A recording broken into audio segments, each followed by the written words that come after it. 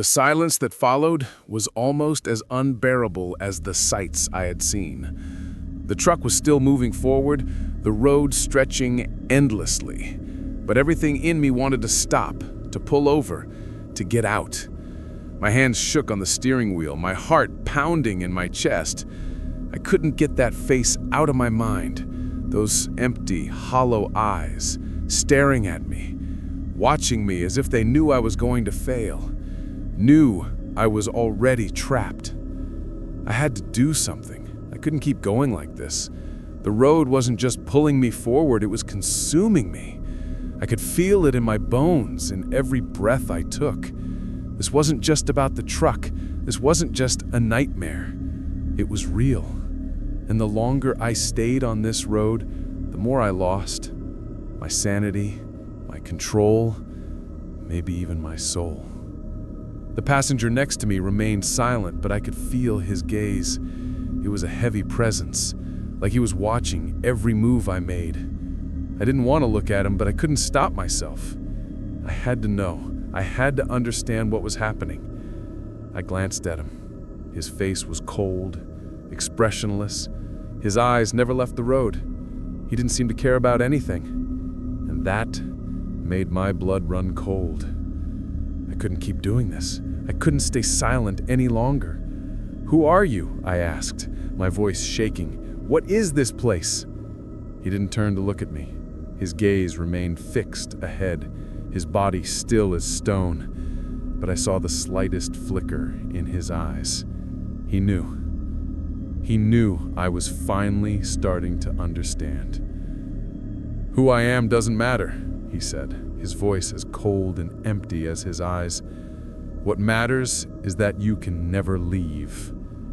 I felt a chill sweep through the cab, and I shivered despite the heat from the truck's engine. The words hit me harder than I expected. "What do you mean? What is this place? Why am I here?" The truck rumbled beneath me, the engine roaring louder as if to drown out the questions. The road ahead seemed to stretch forever, but I couldn't focus on it. All I could think about was the man sitting next to me, the passenger who had been with me through all of this. He had answers, I could feel it, but he wasn't giving them to me. Not yet. "Do you think you're the first?" he asked, his voice still calm, almost bored. "Do you think you're the first to get lost on this road? To think that you can leave when it's done with you?" I didn't respond. I couldn't. I knew the answer now. I wasn't the first. I wasn't the first to be taken by this road. But something in me snapped. I couldn't let it happen to me, not like this. I couldn't just sit back and accept that this was my fate. I wasn't going to be trapped here forever like all the others before me. "Tell me how to get out," I demanded, my voice louder now. "Tell me how to escape this road, or I swear to God I'll—" "You'll what?" he interrupted, his tone mocking. "You think you can fight it? You think you can outrun the road?" I clenched my fists around the steering wheel, frustration rising inside me. I didn't care if I couldn't outrun it. I didn't care if it was impossible. I wasn't going to sit here and wait to be consumed, not without a fight. "You're trapped," he continued, his voice eerily calm. "We all are. We drive this road because we have no choice. It decides, it takes, and once you're on it, you're part of it." I wanted to scream. I wanted to tear into him, demand he give me something, anything that could help me get out of this nightmare. But I didn't. I sat there, my hands trembling, as his words sunk in. I was part of it. The moment I picked him up, the moment I started driving, I had sealed my fate. The road had claimed me, just as it had claimed everyone else before me. But I wasn't ready to give in. I couldn't let it take me like it had taken them. I needed to know more. I needed to understand how to break free. "How do you get off?" I asked, my voice softer now, more desperate. "Is there a way out? Tell me." He turned his head slightly, just enough for me to catch the glimmer of a smile on his lips. He knew. He knew I was finally starting to understand. There is no way out. You never really leave. You can try to fight it, but it'll just keep bringing you back. You'll always come back. His words stung like ice, but I couldn't let him see my fear. I had to keep going. I had to keep fighting. I couldn't let this road swallow me up the way it had with him. I didn't know how long I'd been driving, but it felt like hours, maybe days. I didn't even know if time still existed on this road. But the longer I drove, the more I realized. I wasn't just stuck on the road. I wasn't just stuck in the truck. This place, this curse, it was taking everything from me. Piece by piece, it was stripping me of who I was. I looked at the passenger again, this time with something more than fear in my eyes. I was angry. Angry at him for trapping me here. Angry at myself for letting it happen. But most of all, I was angry at the road. The road that had taken so many before me, and now it was taking me too. I'm not like the others, I muttered, my voice shaking but determined. I'm not going to let you take me. The passenger didn't respond at first. He didn't need to. His cold eyes said everything. He was waiting for me to break, waiting for me to give up, like all the others before me. But I wasn't going to give up. Not yet. Not while there was still something inside me that wanted to fight. The truck continued to rumble, and the road stretched on ahead, endless, infinite. But I knew one thing for sure now. No matter how long it took, no matter what it took, I was going to find a way out. I was going to survive, and I would never let this road claim me. I could feel the weight of the road pressing in on me. Each mile felt heavier, the truck growing more like a cage with every passing second. It wasn't just the truck anymore. It wasn't just the eerie, endless stretch of highway. This road, it had a life of its own, a dark, suffocating force that tightened around me with every twist and turn. I couldn't escape it.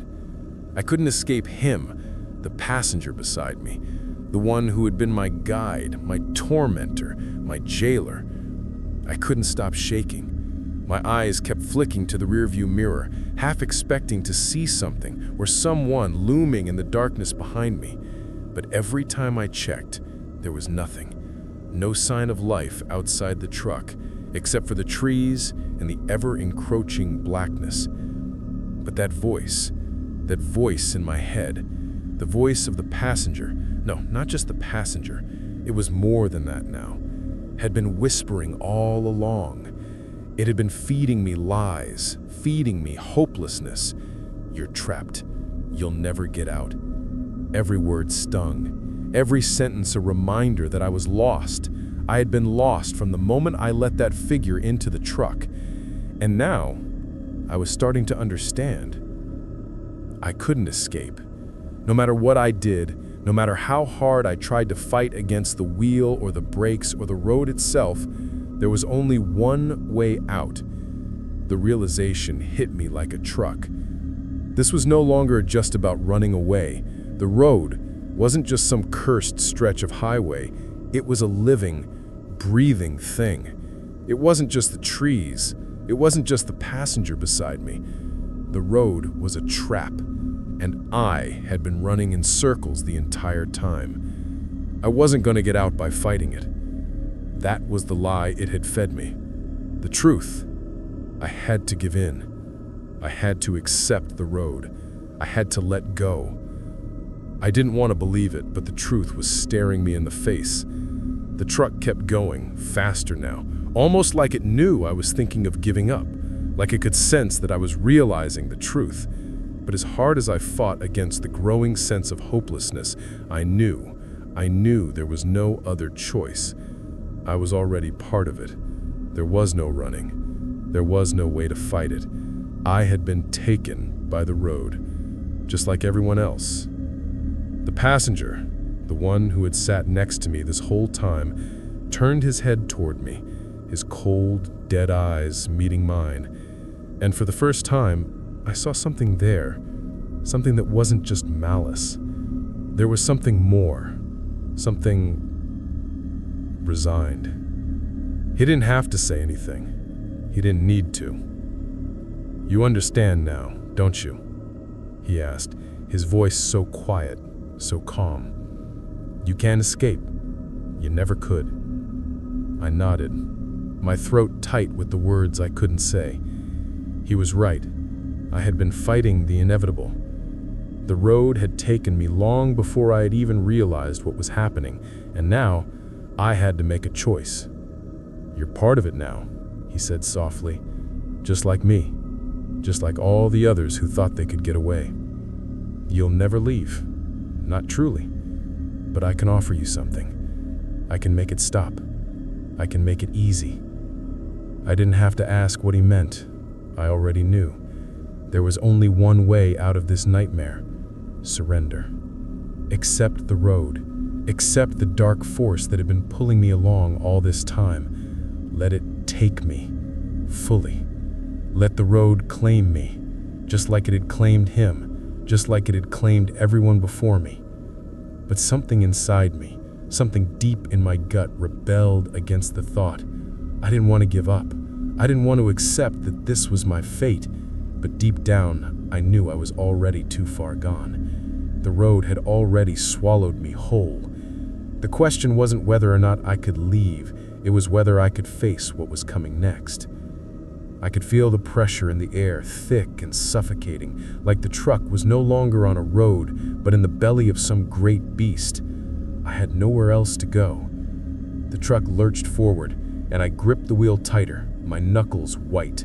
Every part of me screamed to stop, to fight, to find a way out, but I knew, deep down, there was no way. I had crossed the line, and now there was no turning back. The passenger smiled, a twisted grin that wasn't at all reassuring. "You know what you have to do," he said, his voice barely above a whisper. "Give in. Let it take you." I turned away from him, staring out at the road ahead, but my vision was clouding. My eyes burned, the air in the cab feeling thicker than ever. The trees along the side of the road were changing again. The shadows weren't just shadows. They were shapes, moving, watching. But they weren't the trees anymore, no. This was something far darker, something much worse. I had no choice. The road had already decided for me. The passenger, the figure beside me, was part of it. The road was part of it. And now, I was part of it. There was no turning back. I let go. The truck jerked, as if it recognized my decision. The world outside seemed to blur and twist, the shadows of the trees turning into black streaks, the road turning into nothingness. I closed my eyes, feeling the weight of the world lift off me as even the truck raced into the dark unknown. The pressure in the air eased, but it didn't matter anymore. The road was all that mattered now, and I was finally part of it.